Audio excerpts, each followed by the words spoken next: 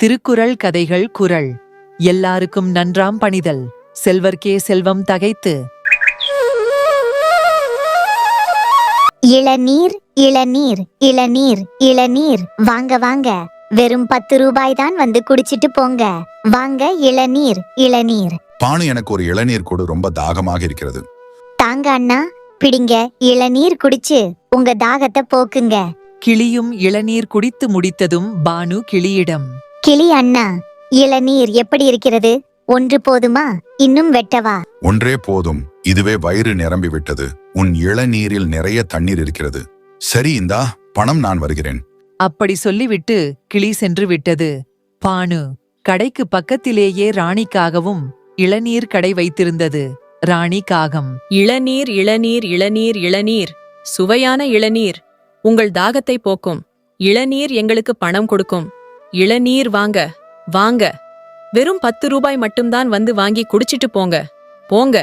என்ன ராணி, என்னமோ நீ மட்டும்தான் இளநீர் கடை வைத்திருக்கிற மாதிரி கூவி கூவி விக்கிற பானு குருவியும் வைத்திருக்கிறது தெரியுமா? தெரியும் தெரியும், எனக்கு வியாபாரமாக வேண்டும். அதனால் நான் என்ன வேண்டுமானாலும் சொல்லி கூவி கூவி விற்பேன், சரியா? உங்களுக்கு என்ன இளநீர் வேண்டுமா? ஆம், ஒரு இளநீர் கொடு பார்ப்போம். புறா இளநீர் குடித்துவிட்டு ராணியிடம், ராணி, உன் இளநீர் நன்றாகவே இருக்கிறது. இந்த இளநீர் எல்லாம் எங்கிருந்து எடுத்து வருகிறாய்? இந்த இளநீர் எல்லாம் கழுகு தோட்டத்திற்கு சென்று கழுகிடம் பணம் கொடுத்து வாங்கி வந்தோம். இப்ப கூட இளநீர் கம்மியாக இருப்பதனால் கழுகு தோட்டத்திற்கு சென்று இளநீர் வாங்கி வருவதற்கு ராஜி சென்றிருக்கிறது. அப்படியா? சரி, இந்த பணம் நான் நாளைக்கு வந்து குடிக்கிறேன், சரியா? என்று புறா கூறிவிட்டு சென்றது. இப்படியே சில நாட்கள் கழிந்தது. ஒரு நாள் ராஜி இளநீர் வாங்குவதற்காக கழுகு தோட்டத்திற்கு சென்றது. அங்கு சென்றதும், ராஜி, என் தோட்டத்தில் நிறைய தென்னங்கன்று உள்ளது. அதையெல்லாம் விற்கப் போகிறேன். உனக்கு வேண்டுமென்றால் வாங்கிக்கொள்.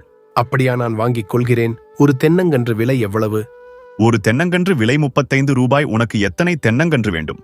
என்ன கழுகாரே, நான் உங்க கிட்டதானே எப்பையும் இளநீர் வாங்கி வைக்கிறேன். எனக்கு ஏதாச்சும் பார்த்து கம்மி பண்ணி கொடுங்களேன். அப்படியென்றால் நீ மொத்தமாக 40 தென்னங்கன்று வாங்கினால் உனக்காக ஒரு தென்னங்கன்று 25 ரூபாய்க்கு தருகிறேன். சரியா? இல்லை, உனக்கு 10 தென்னங்கன்றே போதும் என்றால் ஒரு தென்னங்கன்று விலை 35 ரூபாய்தான். இப்ப சொல், உனக்கு எத்தனை கன்று வேண்டும்? அப்படியா? சரி, நான் வீட்டிற்கு சென்று பணம் எவ்வளவு இருக்கிறது என்று பார்த்துவிட்டு எடுத்து வருகிறேன். அப்படி சொல்லிவிட்டு சந்தோஷத்துடன் ராஜி வீட்டிற்கு சென்றது. ராஜி முகத்தில் சந்தோஷத்தை பார்த்த ராணி காகம், என்ன ராஜிஜி, ரொம்ப சந்தோஷமாக இருக்க போல, என்ன நடந்துச்சு? சொல்லலாமல்ல, சொன்னா நானும் சந்தோஷமா இருப்பேன். ராணி, கழுகு தோட்டத்தில் நிறைய தென்னங்கன்று இருக்கிறது. அந்த தென்னங்கன்று எல்லாம் விற்கப் போகிறதாம். அதான் நமக்கு வேணும் என்றால் வாங்கிக்க சொல்லியது. அப்படியா சொல்லிச்சு? அப்படியென்றால் சீக்கிரமாக போய் அந்த தென்னங்கன்று வாங்கி வரலாம். அதெல்லாம் சரிதான். ஆனால் நம்மிடம் பணம் எவ்வளவு இருக்கிறது? பணமா? உங்களிடம் இளநீர் வாங்குவதற்காக 300 ரூபாய் கொடுத்து விட்டேனே.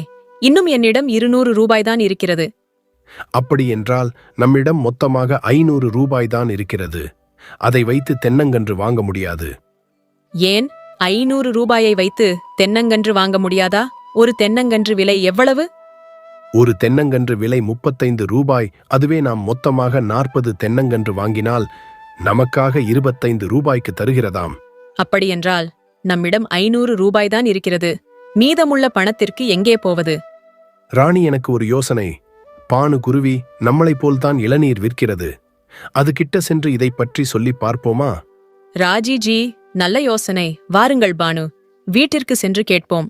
இப்படி இருவரும் கூறிவிட்டு பானு குருவி வீட்டிற்கு வந்து பானுவிடம், பானு, நம்ம கழுகு தோட்டத்துல நிறைய தென்னங்கன்று இருக்கிறதா? அதை எல்லாத்தையும் விற்கப் போகிறதாம். அதான் நமக்கு வேணும் என்றால் வாங்கிக்க சொல்லியது. ஒரு தென்னங்கன்றின் விலை 35 ரூபாயாம். அதுவே மொத்தமாக 40 தென்னங்கன்று வாங்கினால் நமக்காக ஒரு தென்னங்கன்று 25 ரூபாய்க்கு தருகிறதாம். அதான் எங்களிடம் 500 ரூபாய் தான் இருக்கிறது. நான் உன்னிடம் பணம் இருந்தால் நம் இருவரும் சேர்ந்து வாங்கி ஆளுக்கு பாதி பாதியாக பிரித்துக் கொள்ளலாம். அப்படியா? என்னிடமும் 450 ரூபாய் தான் இருக்கிறது. அதை வைத்து எப்படி வாங்க முடியும்? இன்னும் 50 ரூபாய் தேவைப்படுகிறது. இப்போது என்ன பண்ணலாம்? அப்படியா? இன்னும் 50 ரூபாய்க்கு என்ன பண்ணுவது? சரி, வாங்க, நம்ம போய் அந்த கழுகு இடமே சென்று சொல்லி பார்ப்போம். அதற்கு என்ன சொல்கிறது என்று பார்க்கலாம் என்று சொல்லிவிட்டு மூவரும் கழுகு தோட்டத்திற்கு சென்றார்கள். அங்கு சென்று கழுயிடம் ராஜிகாகம், கழுகாரே, எங்களிடம் 500 ரூபாய்தான் இருக்கிறது. அதை வைத்து 40 தென்னங்கன்றையும் வாங்க முடியாது அல்லவா? அதனால்தான் பானு குருவியையும் எங்களுடன் சேர்ந்து அந்த 40 தென்னங்கன்றையும் வாங்கலாம் என்று வந்திருக்கிறோம். ஆனால் எங்களிடம் 1000 ரூபாய்க்கு இன்னும் 50 ரூபாய் எங்களிடம் குறைவாக உள்ளது. அதன் என்ன பண்ணுவது என்று எங்களுக்கு தெரியவில்லை. சரி, பரவாயில்லை. நீங்கள் இருவரும் இணைந்து வாங்கலாம் என்று முடிவு செய்திருக்கிறீர்களே, அதுவே எனக்கு போதும். 50 ரூபாய் குறைவாக இருந்தாலும் பரவாயில்லை, கொடுங்கள். அப்படி கழுகு சொன்னதும் இவர்களுக்கு ரொம்ப சந்தோஷம் அடைந்தார்கள். உடனே பணத்தை கழியிடம் கொடுத்துவிட்டு தென்னங்கன்றை மொத்தமாக வாங்கிச் சென்று ஓரிடத்தில் வைத்து ராஜி காகம் பானுவிடம், பானு, நீ 450 ரூபாய்தான் கொடுத்தாய். ஆனால் நாங்கள் 500 ரூபாய் கொடுத்தோம். அதனால எங்களுக்கு 21 தென்னங்கன்று வேண்டும். உனக்கு 19 தென்னை கன்று மட்டும்தான், சரியா?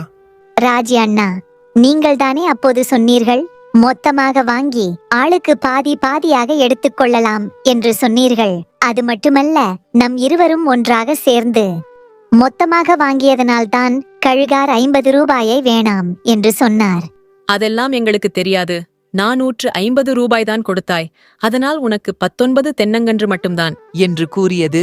பானு குருவி சரி என்று கூறிவிட்டு அந்த தென்னங்கன்றை எடுத்துச் சென்று தன் தோட்டத்தில் நட்டது. சில மாதங்கள் கழித்து ராணிக்காகம் வைத்த தென்னை தோட்டத்திலும் பானுகுருவி வைத்த தென்னந்தோட்டத்திலும் இளநீர் வைத்தது. அந்த இளநீர் எடுத்து வந்து எப்பையும் போல இருவரும் இளநீர் விற்கத் தொடங்கினார்கள். ஆனால் இந்த முறை ராணிக்காகம், ராஜிஜி, நமக்கு இனிமேல் எந்த கவலையும் இல்லை. நம்ம தோட்டத்திலேயே இளநீர் வைக்கிறது. அதை வைத்து நம் முன்னேறி விடலாம். ஆம், இனிமேல் நம்ம எப்படி வேண்டுமானாலும் இருக்கலாம். ஆனால் நம்மள மாதிரியே பானு குருவியும் இருக்கிறது. அதுவும் இனிமேல் என்ன பண்ணுமோ? அப்புறம் என்ன, நம்மள மாதிரியே அதையும் கையிலே பிடிக்க முடியாது. இன்று இருவரும் பேசிக் கொண்டார்கள். மறுநாள் வழக்கம்போல் பானுகுருவி தன் தோட்டத்தில் இருந்து இளநீர் எடுத்துக்கொண்டு வந்து விற்பதற்கு சிறிது நேரமாகிவிட்டது.